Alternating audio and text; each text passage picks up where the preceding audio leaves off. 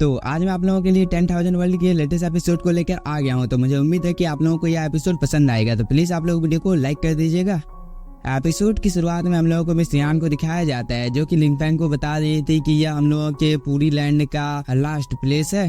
तभी जिया लिंगफैंग को बोलती है, डीमन क्लैन की वजह से हम लोगों के पास 12,000 मील का ही एक क्षेत्र बचा हुआ है, और साथ ही हम लोगों की जितनी भी पुश्तैनी जमीन थी वो अभी हम लोगों के पास नहीं है। इस पर लिंगफैंग बोलता है, तुम्हें अभी चिंता होने की कोई भी जरूरत नहीं है, क्योंकि मुझे भरोसा है कि एक दिन हेवन और अर्थ को दोबारा से तुम लोग अनुभव कर पाओगे। इस पर जिया लिंगफैंग को बताने लगती है कि हम लोगों के एंसेस्टर लोगों ने पहले ही भविष्यवाणी कर दी थी कि हम लोगों को बचाने के लिए डेस्टिनी का बेटा आएगा, और जो कि डीमन के साथ फाइट कर उन्हें जड़ से खत्म कर देगा। इस पर लिंगफैंग बोलता है, दूसरों से अच्छा तुम्हें खुद के ऊपर भरोसा करना चाहिए, क्योंकि तुम जो कर सकती हो कोई दूसरा आदमी वो तुम्हारे लिए कभी भी नहीं कर सकता है। तभी मिस यान आगे की ओर आ जाती है। इस चीज को देखकर जिया मन ही मन में थोड़ी सी खुश हो जाती है। इसके बाद ये लोग बहुत ही तेजी के साथ इस जगह की ओर जाने लगते हैं। तभी मिस यान लिंगफैंग को बताने लगती है कि इस सील के अंदर में 3 मेजर फैमिली रहती है, जिनके नाम यांग फैमिली, किंग फैमिली और किंगकांग फैमिली है। तभी हम लोगों को एक कल्टीवेटर को दिखाया जाता है, जो कि जब इन सब चीजों को देखकर थोड़ा सा खुश हो जाता है। लेकिन तभी मिस यान इस सील को खोलने के लिए बोलती है। इस बात को सुनकर ये कल्टीवेटर एक तिलिस्मान को अपेयर कर लेता है और वो इस सील को खोल देता है, और जिसकी वजह से यहाँ पर एक टेलीपोर्टेशन अरे खुल जाता है और इसके अंदर में ये सभी लोग चले जाते हैं। तभी ये कल्टीवेटर इन लोगों के पास आ जाता है और वो बोलता है, फाइनली आप लोग वापस आ गए।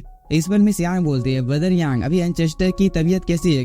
इस पर ये कल्टीवेटर इन लोगों को बताने लगता है कि हम लोगों को एक इन्फॉर्मेशन मिला था कि बाहरी दुनिया से एक व्यक्ति इस जगह पर आया था, और वो ये बोलकर लिंगफैंग की ओर देखने लगता है। तभी लिंगफैंग अपने मन में सोचने लगता है कि मुझे नहीं पता है कि उन्हें उस जगह पर कैद किया गया था या नहीं। तभी मिस यांग इस कल्टीवेटर को बताने लगती है कि यह लिंगफैंग है, जो कि आउटसाइड वर्ल्ड से इस जगह पर आया है, और इसने मेरी जान बचाई है, क्योंकि डिमंस ने मेरे ऊपर हमला कर दिया था। और अगर लिंगफैंग सही टाइम पर हम लोगों को नहीं बचाता तो मुझे डर है कि शायद से ही मैं कभी भी इस जगह पर दोबारा लौटकर वापस आ पाती।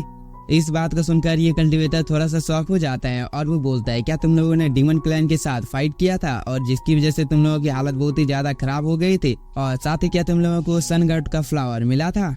इस पर जिया बोलती है, तुम एक साथ इतने सारे सवाल हम लोगों से क्यों पूछ रहे हो? और रही बात यहाँ पर सन गॉड के फ्लावर की, तो ये रहा। इस सन फ्लावर को देखने के बाद ये कल्टीवेटर बहुत ही ज्यादा खुश हो जाता है और वो बोलता है, अब इसकी मदद से हम लोग अपने एंसेस्टर को ठीक कर सकते हैं। इसके बाद मिस यांग इस जगह के बारे में लिंगफैंग को सब कुछ बता देती है कि यहाँ पर जितने भी मॉन्ग हैं वो सभी कम्प्लीटेड हैं और इन लोगों की बॉडी में QI है। और इसके बाद वो बहुत कुछ लिंगफैंग को यहाँ पर बताने लगती है कि यहाँ पर बहुत सारे ऐसे कल्टीवेटर भी हैं जिनकी पावर बहुत ही ज्यादा है। इसके बाद मिस यांग यहाँ पर लिंगफैंग को इस जगह पर जितनी भी चीजें होती हैं उन सभी चीजों के बारे में बता देती है, और वो उसे पिछले आंगन में रुकने के लिए बोलकर अपने मास्टर के पास जाने की तैयारी करने लगती है। लेकिन वह जाने से पहले लिंगफैंग को बताती है कि तुम्हारा स्पिरिट भी जिस किसी जगह पर भी है, हम उसे ढूंढने में तुम्हारी मदद करेंगे, क्योंकि इमॉर्टल स्पिरिट जब तक नहीं जगती है तब तक हम यहाँ पर तुम्हारी कोई भी मदद नहीं कर सकते हैं। इस पर लिंगफैंग थैंक यू बोलकर इस जगह से जाने लगता है। इसके बाद हम लोगों को कुछ देर बाद का टाइम दिखाया जाता है, जहाँ पर लिंगफैंग अपने मन में सोच रहा था कि इन तीनों एल्डर ने इटर्निटी इमॉर्टल रेलम को अचीव कर लिया है, और साथ ही इन लोगों ने वर्चुअल गॉड की पावर को भी एक्टिवेट कर लिया है। हाँ, लेकिन मुझे साउटियान को बचाने के लिए जाना ही होगा। इसके बाद हम लोगों को कुछ देर बाद का टाइम दिखाया जाता है, जहाँ पर ये सभी लोग एक बहुत ही ज्यादा खूबसूरत पैलेस के अंदर में आ गए थे, और जहाँ पर इन लोगों की एंसेस्टर कल्टीवेशन कर रही थी। तभी वो अपनी आंखों को खोलती है और वो बोलती है, मिस यांग तुम फाइनली इस जगह पर आ गई। इस पर जिया बोलती है, एंसेस्टर हम लोगों ने आपके लिए सनफ्लावर को लाया है, और वो इसे बाहर निकाल लेती है। इसके बाद एंसेस्टर इस सनफ्लावर को अपने पास ले आती है और वो बोलती है, इसके अंदर में तो सनफायर है, और जो कि इविल स्पिरिट को बहुत ही आसानी के साथ में दबा सकती है, और साथ ही मुझे पता है कि तुम लोगों ने इस चीज को हासिल करने में बहुत ही ज्यादा मेहनत की होगी। इसके बाद एंसेस्टर यहाँ पर फ्लाई करने लगती है और वो अपनी एनर्जी को रिलीज करती है, और जिसकी वजह से सनफ्लावर की एनर्जी इस एंसेस्टर के आसपास में घूमने लगती है। इस चीज को देखकर मिस यांग थोड़ी सी खुश हो जाती है और वो बोलती है, अगर एक बार एंसेस्टर ठीक हो जाती है तो इसके बाद हम लोगों को डीमन क्लैन से डरने की कोई भी जरूरत नहीं है। तभी हम लोगों को इस लेडी मास्टर की बॉडी के अंदर में एक डीमन को दिखाया जाता है, जो कि बोलता है, ये औरत तो सच में बहुत ही ज्यादा पावरफुल है, यह मुझे चाहिए। इसके बाद वो बहुत ही तेजी के साथ इस सनफ्लावर की एनर्जी को अपने अंदर में ऑब्जर्व करने लगता है, जिसकी वजह से इस लेडी मास्टर की हालत बहुत ही ज्यादा खराब हो जाती है, और इस चीज को देखकर ये दोनों भी थोड़े से परेशान हो जाते हैं। तभी ये डीमन अपनी डार्क एनर्जी को रिलीज करने लगता है, जिसकी वजह से यहाँ पर इस लेडी मास्टर को बहुत ही ज्यादा प्रॉब्लम होने लगती है, क्योंकि उसकी बॉडी के अंदर से भी डार्क एनर्जी बाहर निकल रही थी। इसलिए इसने यहाँ पर अपने एक फर्नेस को समन कर लिया था जो कि सीधे उसके सोल सी में चला जाता है।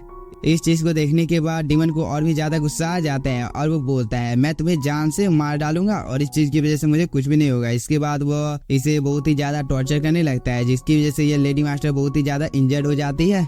लेकिन वो यहाँ पर हार नहीं मानती है और वो बोलती है मैं तुम्हें यहाँ पर ऐसा करने नहीं दूंगी। इसके बाद वो अपने डिवाइन विनर को एक्टिवेट कर लेती है, लेकिन इस चीज का भी इस डीमन के ऊपर कोई ज्यादा असर नहीं पड़ रहा था और वो बोलता है चाहे तुम इस जगह पर कुछ भी कर लो लेकिन मैं तुम्हें इस चीज को रिफाइन करने नहीं दूंगा। इस पर ये लेडी मास्टर कंटिन्यू डीमन के ऊपर हमला करने लगती है जिसकी वजह से डीमन भी थोड़ा सा इंजर्ड हो जाता है। लेकिन इस चीज का सबसे ज्यादा असर इस लेडी एल्डर को पड़ा था क्योंकि वो बहुत ही ज्यादा इंजर्ड हो जाती है। तभी मिस यांग मास्टर के पास आ जाती है और वो बोलती है मास्टर क्या आप ठीक हो? आखिरकार आपके साथ इस जगह पर हो क्या रहा है? इस पर मास्टर मिस यांग को बताने लगती है कि मुझे इस आखिरी युद्ध के बारे में पता नहीं था लेकिन मैंने अपनी पूरी कोशिश की इस सिविल पावर को अपने अंदर में दबाने की। इस बात को सुनकर जिया आगे आ जाती है और वो बोलती है मास्टर क्या इस चीज को परमानेंटली ठीक करने का कोई तरीका नहीं है? इस पर मास्टर बोलती है जब तक कोई ट्रू इमोर्टल नहीं आता है तब तक मैं अकेले रहूंगी। इस बात को सुनकर जिया बहुत ही ज्यादा शॉक हो जाती है और वो बोलती है मैंने 70,000 सालों में कोई भी ट्रू इमोर्टल नहीं देखा है। इसके बाद वो बहुत ही ज्यादा परेशान हो जाती है। तभी हम इस मास्टर को देखते हैं जो कि अपने आप को एक ककून के अंदर में पैक कर लेती है। इधर हम लोगों को इस एल्डर को दिखाया जाता है जिसने पिछले एपिसोड में साउटियान और डिवाइन स्वॉर्ड के ऊपर हमला कर दिया था।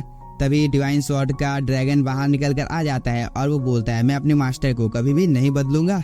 इस पर ओल्ड आदमी बोलता है ये चीज तुम्हारे ऊपर निर्भर नहीं करती है कि तुम किसे अपना मास्टर चुनते हो क्योंकि मैं तुम्हारे साथ यहाँ पर कुछ ऐसा करने वाला हूँ। इसके बाद वो एक तिलास्मान को एक्टिवेट कर लेता है जिसकी वजह से ड्रैगन को बहुत ही ज्यादा प्रॉब्लम होने लगती है और वो बोलता है जब लिंगफेंग इस जगह पर आएगा तब तुम जिंदा नहीं बचोगे। इस पर ये ओल्ड आदमी बोलता है इस कॉन्टिनेंट में ऐसा कोई भी नहीं है जो कि मुझे हरा सकता है।